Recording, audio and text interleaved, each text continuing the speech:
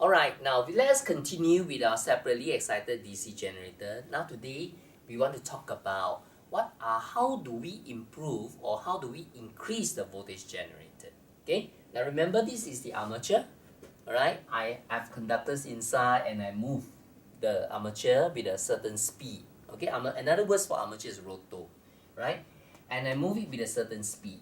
And therefore a voltage is generated because this moving conductor reacts with the magnetic flux, produce the EG. So the question now is, if I want to improve my EG, increase my EG, do you think it will help if I increase the speed? Alright, speed is represented by N. Yes, the answer is yes, right? If I improve the speed, I can improve the EG. Okay? Do you think if I use a stronger magnet, a stronger magnetic flux, would it help? The answer is yes. Yeah? If I improve the magnetic flux, increase the strength of the magnetic flux, I then speed up the motion, I should be able to get a voltage generated to be higher. And that is how we come to this EG is proportional to N flux. The voltage generated is proportional to the speed as well as proportional to the magnetic flux. Of course, another way is that I put in more number of conductors inside. More number of conductors. We talk about that later. So let's concentrate on EG is equal to N flux first. Now, EG is proportional to N flux. Voltage generated is proportional to the speed. It is also proportional to the magnetic flux. So if I were to make it into equation, there will be a constant, isn't it? Right? If I have another situation with another speed and another flux, right? That means to say I move it at another speed and I increase my VF so that I have a different amount of magnetic flux. Then I denote by 2 lah. Second speed, second flux. Alright? First speed, first flux. Now this is equation 1, this is equation 2. If I divide these two equations, my constant K and K will cancel. So therefore, I will therefore have EG1 over EG2 equal to N1 over N2, flux 1 over flux 2. Right? If I know EG1 value, I know speed 1, I know speed 2, I know flux 1, I know flux 2, would I be able to find out the new generated EMF? The answer is yes. It's purely a mathematics, solving the mathematics. Right? So with that, we have EG is proportional to N flux. And when do we use this relationship? When we want to find the unknown voltage. Unknown voltage. Alright. Let's go through an example.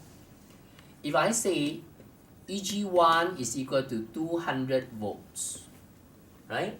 And my new speed, it was done in a speed of say 500 RPM. And no change in magnetic flux. Change in magnetic flux. But now I run the speed at 700 RPM. Can you find me EG2? Right? The answer is yes. I can use this proportional relationship to find.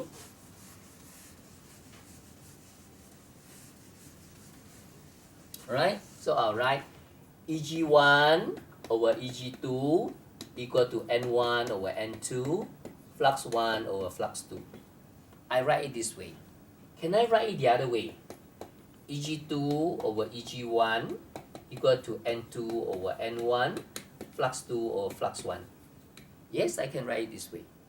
I'll prefer it this way now because I'm finding EG2. So when I do my cross multiplication, life is easier. Right? So this is an unknown. I know EG1 value is 200 volts. And N2 and N1, I know the value, 500 and 700, I know the value. The flux remains no change, so it's flux 1 divided by flux 1, no change. So I can cancel them.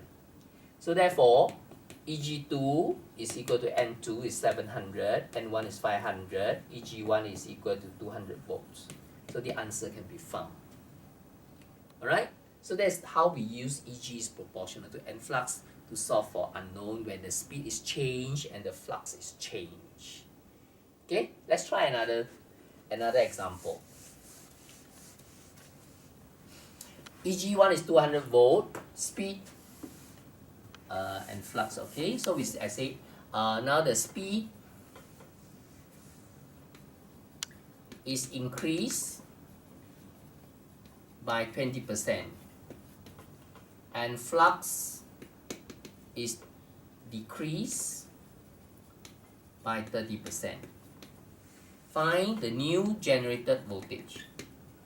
Even though the values are not given, all right, but we can use this relationship to find. Okay, let's try. Now, speed is increased by 20% means N2 is equal to 1.2 N1, right? 120% of the original speed.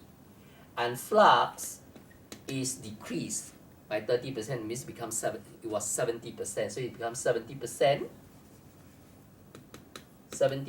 of the old flux, 70% of the old flux. Right? So now let's try. Eg2 over Eg1 equal to N2 over N1, flux 2 over flux 1.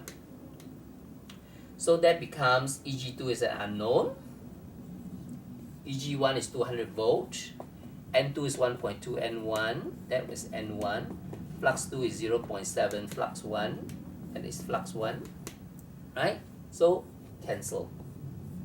So therefore, Eg2 is equal to 1.2 times 0.7 times Eg1, which is 200 volts. So that can be done. Alright, so sometimes when the question give it to you in terms of percentage, what you have to express is the new one versus the old one, right? To get the, so that we can cancel things accordingly. Alright, the next thing that I want to tell you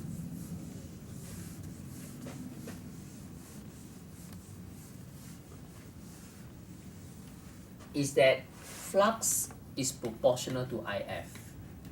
Right? Remember our magnetic flux was coming from VF, right?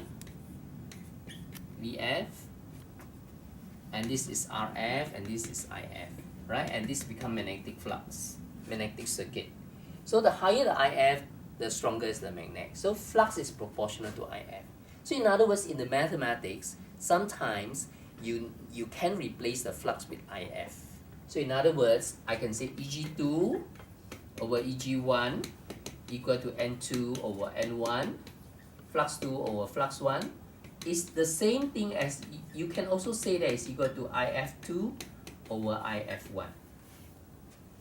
Alright, so if you know the value, if you do not know the value of the flux, but you know the value of the field current, you can replace it to do the mathematics as well. Okay? And that is this section on the separately excited generator. Alright, let's recall. What we have learned is that how to improve our EG. You can improve by increasing the speed and increase the magnetic flux. And it's often being used to express it into an equation Eg2 over Eg1 equal to N2 over N1, flux 2 over flux 1. If you need to replace the flux with the current, it will be replaced by IF. Right? And if you know the Eg1, you do not know Eg2, you know all this, Eg2 can be found. Okay? Alright, lastly is a physics equation. It's a physics equation, say Eg equal to Z over C, N times P over 60 times flux. Now this physics equation, if you know the total number of conductors, you know the number of parallel paths, you know the speed of the rotation of the armature, the number of poles, and the effective flux per pole. If you know all these values, you can find the voltage generated as well. Okay? Alright, let's go through an example. There are 1,000 pieces of conductor. Alright? And it is a wave winding. Wave winding, so the number of parallel paths is therefore equal to 2. And it is running at 580 RPM. Okay? And the useful flux per pole is equal to 25 milliweber. The units for flux is Weber. Based on this information, I could calculate the EG as well. So EG equal to Z. Z is equal to 1,000. Number of parallel paths is 2. the speed is 580, and the number of pole is equal to, I must tell you that it's a 4-pole machine.